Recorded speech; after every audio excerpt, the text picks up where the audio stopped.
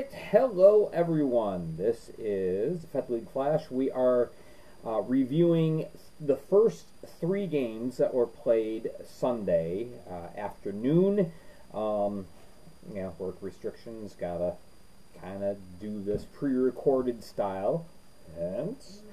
However, the Watertown Danbury game, which has just started as I'm recording this, we'll do a review on Spotify. So now this is getting posted on Monday. So Monday morning, you've got yourself a YouTube video, and you've got Spotify. We're going to be doing the Watertown Danbury game, and then we're also going to be reviewing the standings. Tuesday on Spotify, we will do our power rankings and the the stars of the week. All right, so Port Huron and Motor City for the first game today. This was Port Huron hoping that they could clinch a playoff spot. Almost. They're right on the cusp. Motor City ends up winning 5-2. Predicted this correctly. Typical Sunday crowd for that time of day.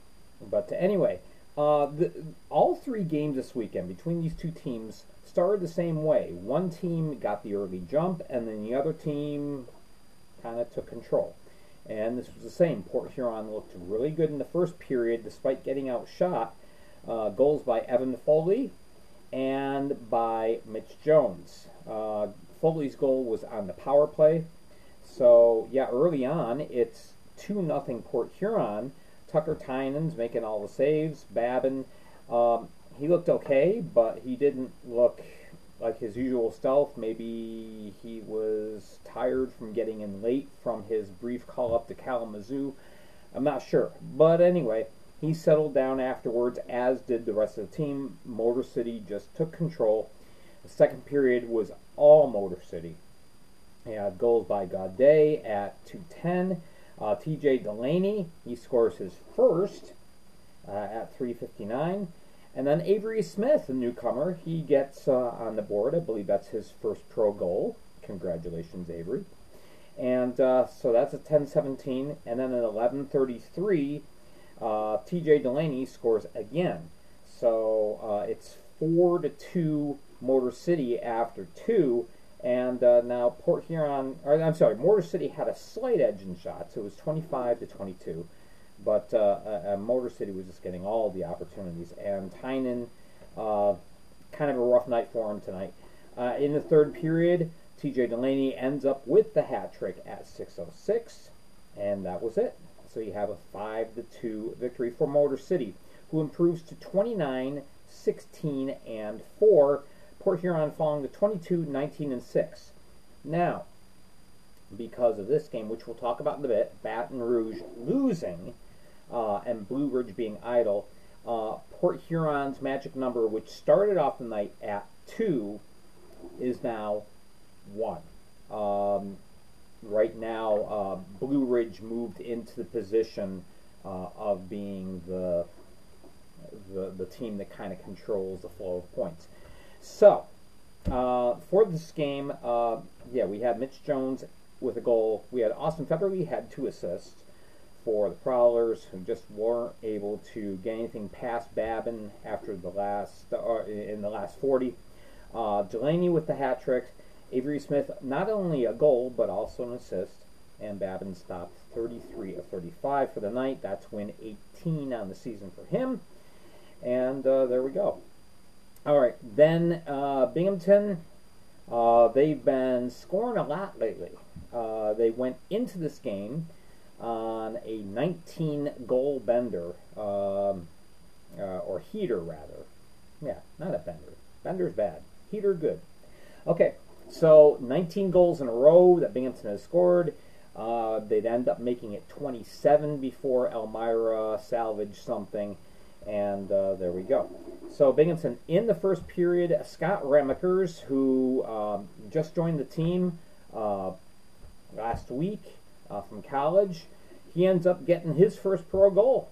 And we were all kind of rooting for him to get one against Mississippi on Saturday. It didn't happen.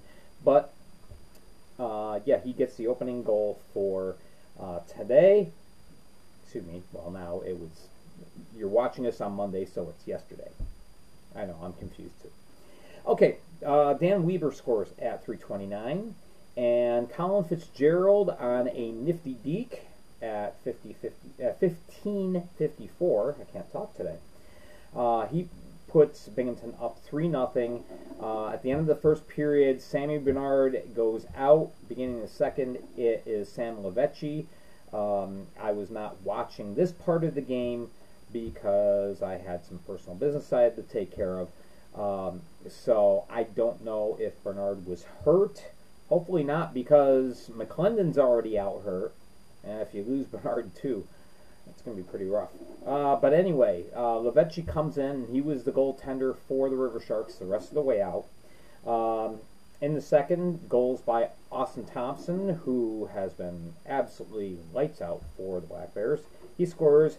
And then at 19:12, it's Justin Samaro. It becomes 5-0. Yeah, the fans can taste it. You know, they're hoping they can get a shutout. Back-to-back shutouts it would be for Connor McAnanima. Almost, but not quite. Okay, so third period, Andrew Logar scores on the power play. And then Kyle Stephan, who scored his first goal Saturday night, got his second on Sunday night. So that made it 7-0, and then just a wee bit later, it's Ramekers again, this time shorthanded. That's a 7:47. It's 8-0. Frustrations are running high. The third period got extremely chippy, and a lot of not niceties going on. So finally, 16:06, Dustin Gisso, he breaks up the shutout bid and acts like he just won the Commissioner's Cup. But anyway, that was that.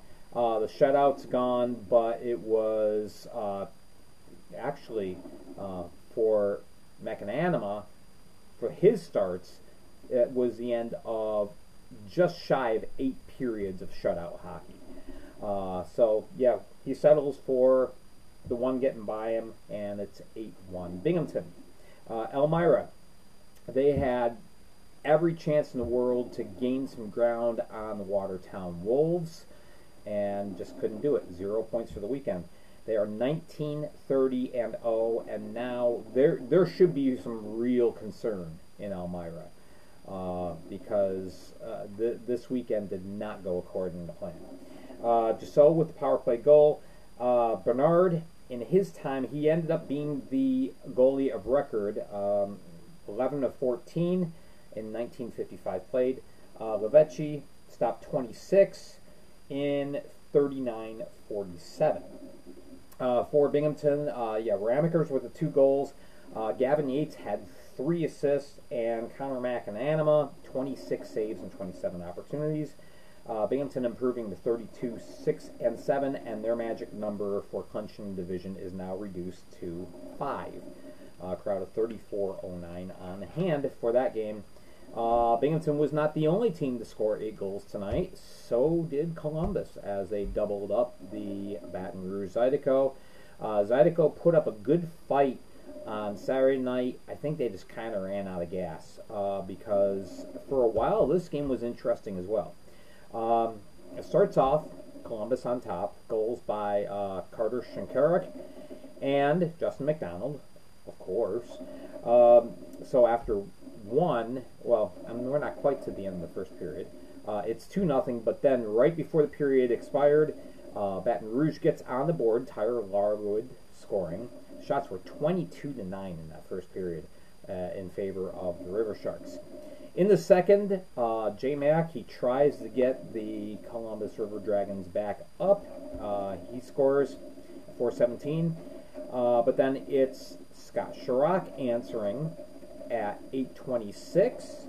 And then at 14:08, it's Bailey Richardson scoring. So it's 3-3. And Columbus fans are going, huh? And Baton Rouge fans are feeling pretty good. Um, okay, so then where did I lose? I lost my place. Okay, at 17:48, Austin Doe scores a power play goal, so it becomes 4-3. And then we had Josh Pietrantonio scoring early in the third, so now it's a 2-goal cushion. But Baton Rouge comes back again. It's Noah Robinson. He scores, so now it's 5-4. And again, Baton Rouge feeling like they're in it. William Lavalier playing against his former team. Yeah, he looked a little shaky at times. Ended up doing enough. But, yeah, meanwhile, Greg Harney was just getting peppered in usual fashion by the River Dragons. So in the third, 3 goals in a row. It's Ryan Hunter at 13:57. It's Alexander Jemayev at 17:30. And then Alex Dorjahan, he puts a cherry on top at 18:02. And there you go. It's an 8-4 final. So Baton Rouge now 10-31-4. I didn't know if they were going to be able to make some noise this weekend or not.